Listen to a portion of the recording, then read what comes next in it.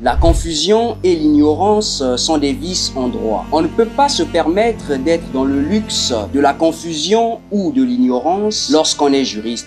D'ailleurs, les juges ont l'habitude de dire à celles et ceux qui se trouveraient dans les chemins escarpés de la confusion ou de l'ignorance que nul ne peut se prévaloir de sa propre turpitude. Certes qu'il arrive parfois que les juges reconsidèrent leur position en adoptant ou en acceptant la notion de l'ignorance légitime, mais qu'à cela ne tienne, un juriste, quel qu'il soit, ne peut pas méconnaître la distinction qu'il existe entre un acte et un fait juridique. Un acte juridique n'est pas un fait juridique. Ne vous leurrez pas, ces deux notions sont distinctes.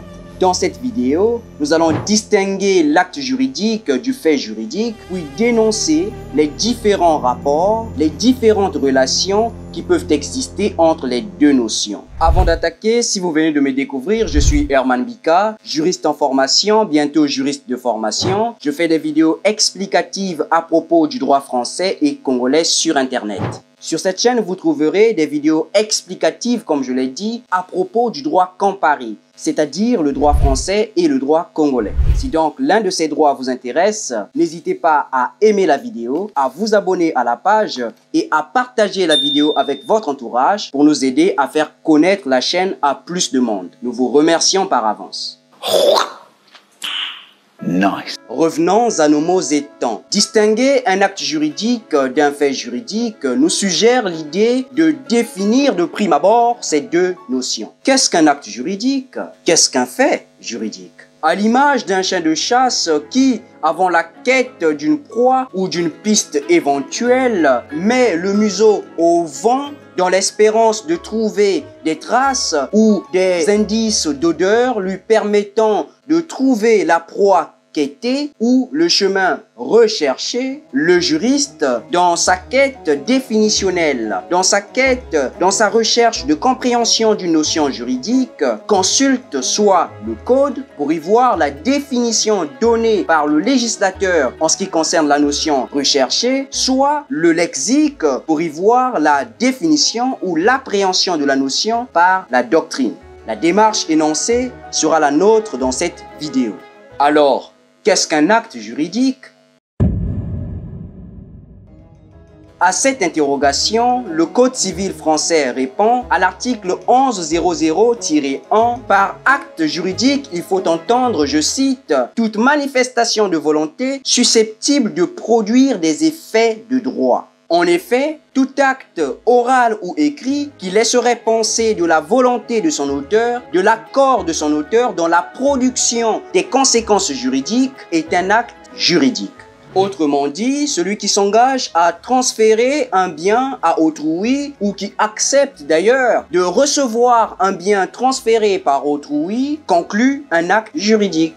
À cet effet, on distingue deux sortes d'actes juridiques, le contrat et l'acte unilatéral. Si l'acte juridique est une manifestation de volonté d'une ou plusieurs personnes en vue de produire des conséquences sur le plan juridique, étant un acte juridique, le contrat, à la lumière de l'article 1101 du Code civil français, est un accord de volonté entre deux ou plusieurs personnes destiné à créer, modifier, transmettre ou éteindre des obligations.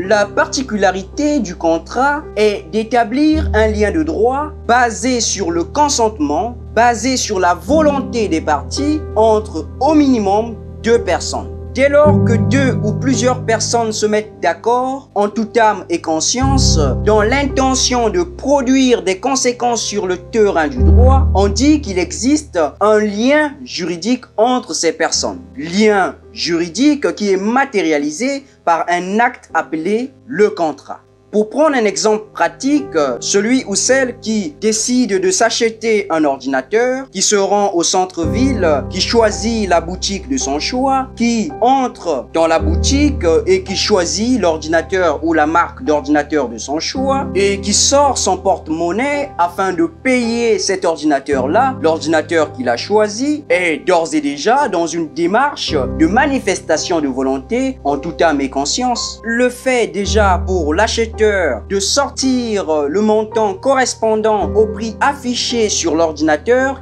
l'ordinateur sur lequel il a jeté son dévolu, montre déjà son intention, sa volonté consciente de vouloir acquérir la propriété de cet ordinateur. En ce qui concerne le boutiquier, le fait qu'il ait pris l'ordinateur et l'ait placé sur l'étalage et a placé au-dessus de cet ordinateur une étiquette mentionnant le prix de celui-ci montre sa volonté de rechercher un acquéreur, un acheteur potentiel pour cet ordinateur. Ainsi, une fois l'acheteur payé le prix indiqué par le boutiquier, donc le vendeur, et le vendeur remis la chose, donc l'ordinateur, entre les mains de son nouvel acquéreur, qui est l'acheteur qui a payé le prix, on dit que le contrat est conclu entre les deux personnes. Il s'agit là d'un contrat de vente. C'est vrai que j'ai un peu caricaturé dans cet exemple, mais c'était juste pour vous expliquer que, effectivement, le contrat fait partie intégrante des actes juridiques. On peut toutefois se poser la question de savoir qu'est-ce qui fait que le contrat entre dans la catégorie des actes juridiques. En réponse à cette interrogation, il convient de souligner que le contrat, à l'image du contrat que nous avons mentionné ici, qui est le contrat de vente, est un acte juridique parce que ce dernier entraîne donc dans la manifestation de la volonté, dans la manifestation de l'accord des parties, des conséquences juridiques. Le contrat est susceptible d'entraîner ou de donner naissance à des effets juridiques. Le contrat de vente d'ordinateur conclu entre l'acheteur et le boutiquier, qui est le vendeur ici, a pour objectif et pour seul objectif le transfert de la propriété de l'ordinateur du propriétaire qui était le vendeur, donc du boutiquier, à l'acheteur ou à l'acquéreur qui deviendra le nouveau propriétaire de l'ordinateur. Ce transfert de propriété donc du vendeur à l'acheteur, c'est une conséquence juridique. Donc le contrat est un acte qui donne naissance à des conséquences juridiques. C'est pourquoi, sans l'ombre d'un doute, on peut affirmer que le contrat est bel et bien un acte juridique. Force est néanmoins de relever que le contrat n'est pas l'unique forme d'acte juridique visée par le Code civil. Tout près de lui, il existe l'acte unilatéral. Qu'est-ce qu'un acte unilatéral? Si, pour qu'il y ait contrat, nécessaire il est que la volonté de deux personnes se rencontre, que la volonté d'au moins deux personnes intervienne, il en est autrement lorsqu'on parle d'acte unilatéral. En matière d'acte unilatéral, la volonté d'une seule personne suffit. Comme l'indique d'ailleurs son nom, l'acte unilatéral est une manifestation de volonté d'une seule personne dans l'intention de produire des conséquences juridiques. Le père qui a suffisamment de biens et sentant que sa mort approche, qui se rapproche auprès d'un notaire pour procéder à la rédaction d'un testament, est d'ores et déjà dans une démarche de production d'un acte unilatéral. En effet, le testament est l'acte unilatéral par excellence, car pour son établissement, il nécessite que la volonté seule de l'auteur du testament, qu'on appelle testateur. Le notaire dans tout ça n'est pas là pour donner son consentement. Il est là simplement pour signer, cacheter, rendre authentique l'acte unilatéral de testament, sinon il n'y met pas sa volonté. Ce qui fait que le testament est un acte unilatéral parce que c'est une seule personne qui s'engage à créer des obligations à sa propre charge. Le testament est un acte unilatéral. Une fois la notion d'acte juridique éclaircie, penchons-nous à présent à l'étude de la notion de fait juridique. Petit rappel, abonnez-vous à la page si ce n'est pas déjà fait, activez la cloche des notifications, aimez la vidéo et partagez cette vidéo avec votre entourage pour nous aider à faire connaître la chaîne. Nous vous remercions par avance.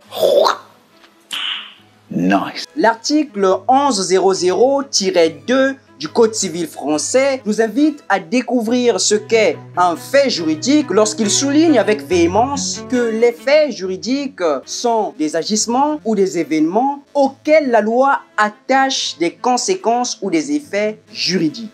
Tout agissement volontaire ou involontaire d'une personne, physique ou morale, auquel la loi attache des conséquences juridiques est un fait juridique. Il en est ainsi de la naissance et de la mort, qui sont des événements involontaires, des événements naturels auxquels la loi attache des conséquences juridiques. Dans le cas de la naissance, par exemple, la loi fait obligation aux parents de l'enfant de déclarer la naissance de celui-ci. Donc vous voyez que la naissance constitue un événement auquel la loi attache des conséquences juridiques. Lorsqu'on parle des accidents de circulation, des délits et des quasi-délits civils, des quasi-contrats, des notions que nous avons d'ailleurs abordées en long et en large dans la vidéo qui s'affiche ici, nous parlons indirectement des faits juridiques. En un mot, les accidents, qu'il s'agisse des accidents routiers, des accidents de bateaux ou de navires qu'on appelle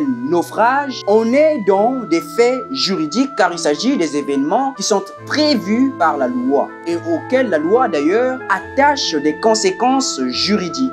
De ce fait, tout individu qui pose un comportement qui rentre dans le cadre des agissements ou des événements prévus par le législateur pose un fait juridique. Dans la description de cette vidéo, vous trouverez des liens vous conduisant vers des vidéos qui abordent la plupart des faits juridiques que je viens de citer dans cette vidéo. Alors, la nécessité de distinguer l'acte juridique du fait juridique se fait ressentir lorsqu'on se met à étudier sérieusement le droit des obligations.